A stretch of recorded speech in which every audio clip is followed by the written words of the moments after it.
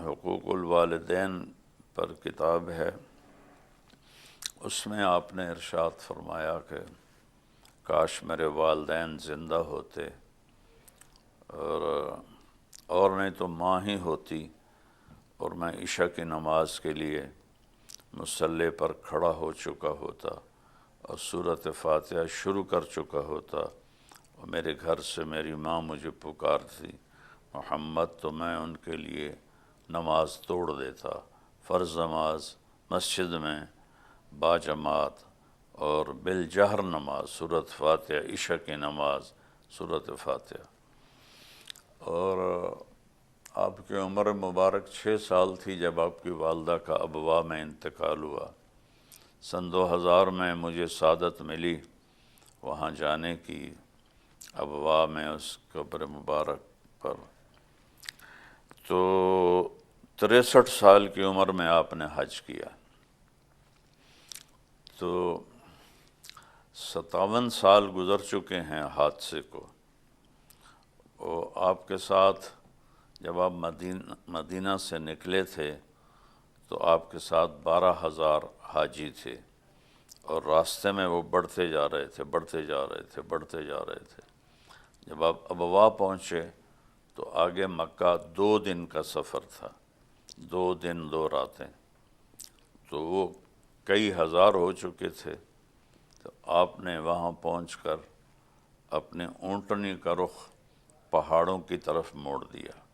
آپ اپنی اونٹنی کسوا پہ سوار تھے، آپ کے پاس 4 اونٹنیاں تھیں، کسوا، ازبا، شہبا، جدعا۔ تو جو نئے لوگ تھے ان کو تو پتہ نہیں چلا کہ ادھر کیوں جا رہے ہیں، پرانوں کو پتہ تھا کہ ادھر آپ کی والدہ کی قبر مبارک ہے۔ اب وہاں گئے، اونٹنی کو نیچے بٹھایا، اور وہ کوئی 60-70 فٹ اونچا پہاڑ ہے، اس کے اوپر ایسی چوکور جگہ ہے جیسے اللہ نے پہلے سے وہ جگہ مقرر کی ہوئی تھی۔ وہ وہاں اب احرام کی حالت میں تھے، اپریل کا مہینہ تھا، شدید گرمی تھی، اور آپ اپنی ماں کی قبر کے سرہانے ایسے بیٹھے اور سر گھٹنوں میں دے لیا ایسے، اور پھر رونا شروع کیا۔ اس طرح جب بچہ لمبا رونا چاہتا ہے تو وہ گھٹنوں میں سر دے کے روتا ہے۔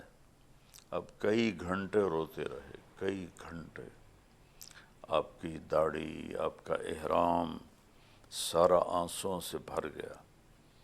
پھر آپ نے اعلان فرمایا کہ میں آج رات یہیں اپنی ماں کے پاس رہوں گا۔ باقی صحابہ ابوا چلے گئے۔ ابوا وہاں سے آگے کوئی میرا خیال ہے 5-6 کلومیٹر ہے یا 7-8 کلومیٹر ہے، مجھے وہ فاصلہ یاد نہیں۔ وہاں پورے حاجیوں کے ٹھہرنے کا انتظام تھا، لیکن آپ اور آپ کے ساتھ چند اور لوگ جو قریبی تھے، آپ نے وہ رات وہاں گزاری۔ وہ تو وہاں رات گزارنے کی جگہ ہی نہیں ہے، سنگلاخ چٹانیں ہیں، نوکیلے پتھر ہیں، لیکن آپ نے اپنی ماں کی محبت میں رات وہاں گزاری۔ تو اس طرح آپ نے ایک فرمایا، ایک اور حدیث ہے کہ میں جنت میں گیا تو مجھے قرآن کی تلاوت سنائی دی۔ تو میں نے پوچھا یہ کون تلاوت کر رہا ہے؟ تو فرشتوں نے کہا جی یہ نعمان بن حارثہ ہیں۔ تو آپ بڑے حیران ہوئے کہ نعمان بن حارثہ تو مدینے میں ہے، یعنی مرا نہیں۔ تو فرشتوں نے کہا کہ یا رسول اللہ، اس نے ماں کی ایسی خدمت کی ہے، جب قرآن پڑھتا ہے اللہ ساری جنت کو سناتا ہے۔ اور وہ وہاں کی خدمت کیسے کرتے تھے؟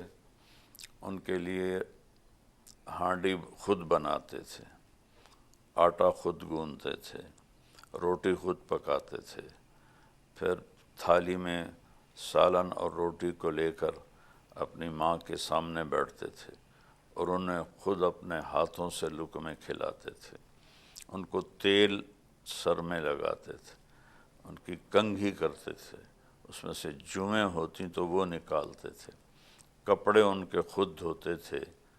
اس درجے کی 2 صحابہ کے بارے میں مشہور ہے کہ سب سے زیادہ ماں کے خدمت گزار تھے، ایک حضرت عثمان اور ایک حضرت نعمان۔